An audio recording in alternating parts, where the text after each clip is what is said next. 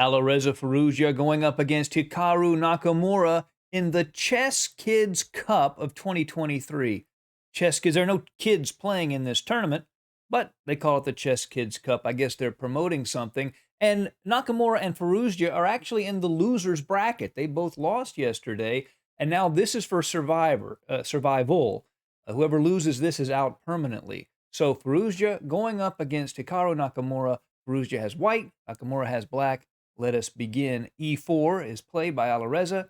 E5, knight F3, knight C6, bishop C4, the Italian game, and knight to F6, D3, and bishop to C5. It looked like it might be a two knights, but after bishop C5, we have a standard Italian game.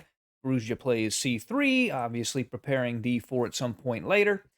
D6, knight B to D2, A6, Hikaru giving his bishop a place to hide on A7, bishop to B3, castles, and H3. Alireza keeping a piece out of G4, but also preparing to launch the G-pawn himself, maybe, depending on how black reacts.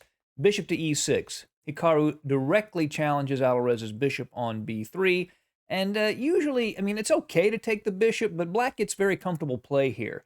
The nice control of the center, the queen can go E8, H5, half open F file, so he doesn't want to do that. So he plays bishop to C2. Hikaru immediately plays the D6 pawn to D5. He loses that tempo, figuring it's okay because Alireza lost a tempo with his bishop, and immediately plays in the center. Alireza goes after the bishop on E6. He wants that two-bishop advantage. Hikaru hides that bishop back on C8. Pawn takes D5, queen takes D5, and now he's got pressure, Hikaru does, on the D3 pawn. Alireza plays knight D to E4, knight E4, and knight E4. Again, threatening this time to take the dark squared bishop. Alireza really wants that two-bishop advantage. He has less space, but he wants to get that bishop pair. Bishop goes to E7, and now queen to H5. Moving this queen, hovering over black's king. Perhaps he can move a piece to G5 and cause some trouble. The bishop goes to E6, he castles, and F5. So Hikaru is forming a fairly nice central position. He's gaining a tempo against the knight on E4, gaining space in the center. So far, Hikaru's position looks decent for black. Knight to G5 is played by Alireza, and again, he's going after this light-squared bishop. So Hikaru decides to keep the light-squared bishop and give up the dark-squared bishop, but Firouzja does now have the bishop pair he was so desperately after. So basically, it's Hikaru's central pressure and space versus the bishop pair. That means Alireza is going to have to defend a little while and hope to use those bishops in an endgame. Rook A to E8, completing the development. Rook F to E1, putting some pressure on E5, but also trying to control E4, making it hard for Hikaru to advance E5, E4 later. The queen goes to D7. A4, gaining space on the queen side. A5 played by Hikaru to reduce any space advantage Alireza might have.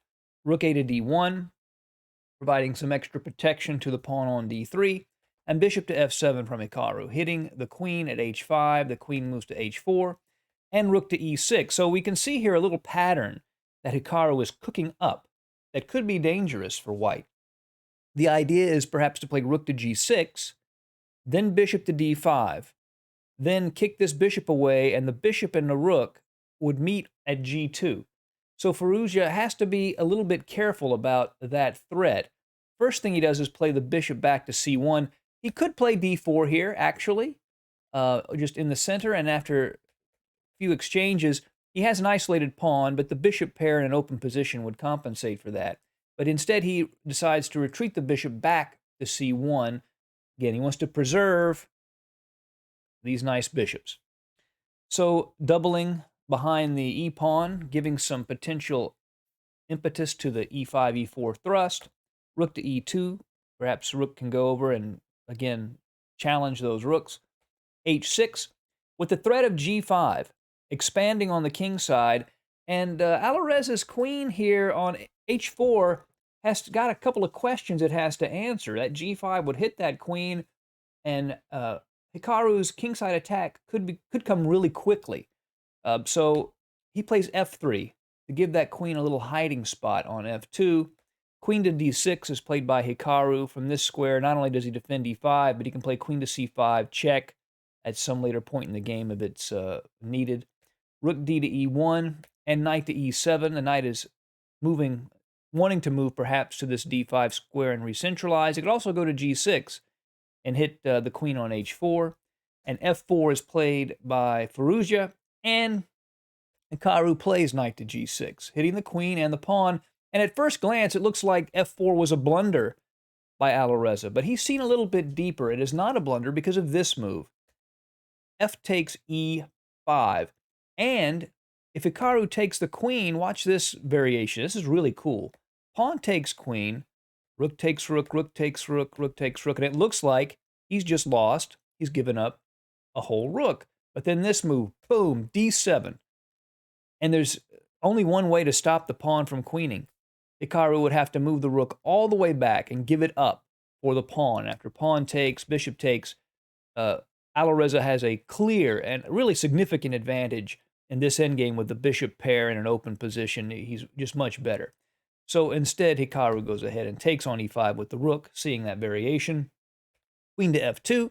This covers any black checks by the queen on c5 or b6. Rook takes e2, rook takes e2, rooks come off the board. And c5 from Hikaru. He wants to clamp down on this d4 square. He doesn't want Firouzja to be able to advance this d-pawn. He wants to keep that bishop on c2 bottled up. Queen to f2, preparing to play bishop to e3 and attack that c5 pawn. The bishop goes to e6. The f-pawn was also being attacked, so he has to defend it. Bishop to e3, b6, and now d4. And we can see Alireza is beginning to open up this position for his bishop pair. And it's going to be perhaps very dangerous for Hikaru here. cd4, bishop takes d4, and knight f4. This knight is very aggressively posted and could be troublesome. Computers point out a strong move here for white, actually queen to e3, with the threat of bishop to e5, double attacking the queen and the knight. The knight, excuse me. But he grabs the pawn on b6 instead. It'd be hard to resist. And they're both getting lower on time here, so you grab the material on offer. But now bishop to d5, attacking the g2 pawn. Again, computers show a really strong idea that Hikaru could have played, almost impossible for a human to see, particularly in time trouble. Knight to e2 check, believe it or not. Now, if he ignores that knight, he has to play king to h1, then just knight to g3 check, and you'd get a repetition. So he would have to take it, but then queen takes b6 with check, hitting the king and the b2 pawn. So knight e2 check would have been a real spectacular move if he had seen it. But bishop to d5 makes more sense as a human move, aiming at g2. Bishop to c5 hits the queen. The queen goes back to b8, attacking the b2 pawn. Bishop takes f5. Got a little bit of material, but now bishop takes g2. And we can see these pieces are very well placed for an attack, but can he get through? That's the real question. Queen to e3. Now this has a very nasty little threat here. Here is what Firouzja is threatening. Bishop to d6.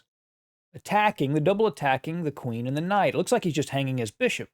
But if he takes, then Alireza can play queen to e8 check, which forces queen to f8, and then boom, bishop to h7 check. The king has to take the bishop, and he would win the queen. So queen to e3 has a very nasty threat associated with it. The bishop comes back to c6. That covers this e8 square. b4, ab4, cb4, and bishop takes a4.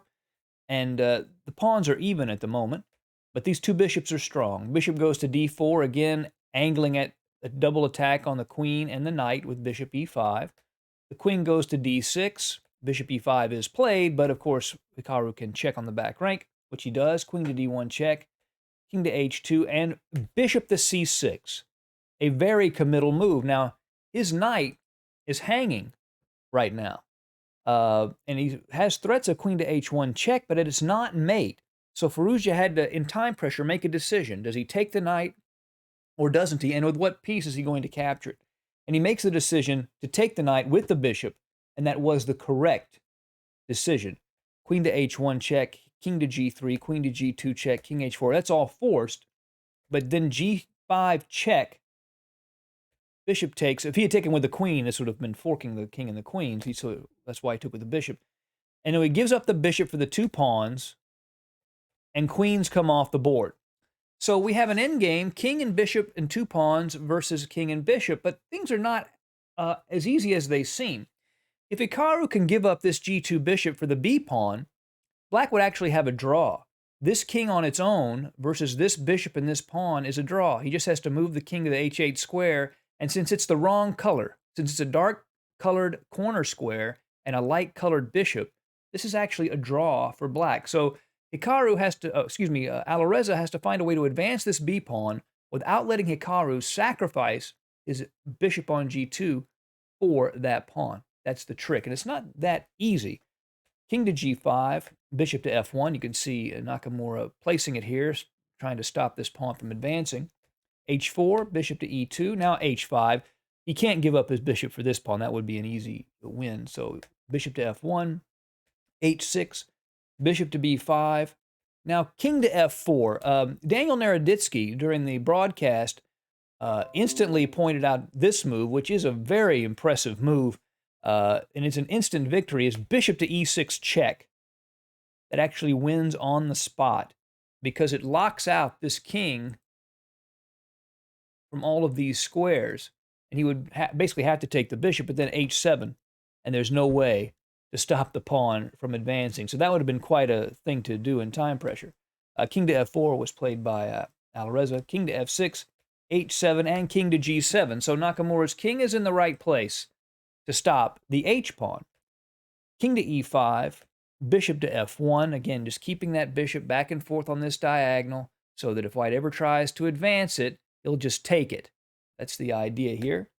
King to d4, bishop to b5, king to c5, bishop to d7. He could go to bishop to f1, king d4, bishop b5, bishop to d3. The key is he's going to try to use the king and bishop to get this bishop off this diagonal.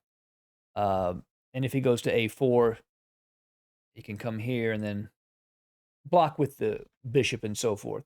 It's not that easy to do, actually. But in this position, Hikaru plays the move bishop to d7.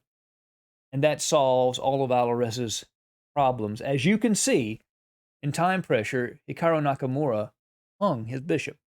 And in this position, although Alireza was definitely winning on the board, there was a technical process he would have to go through. Alireza wins instantly because Hikaru lost his bishop. I hope you enjoyed this game, and see you again soon at Chess Dog. Goodbye.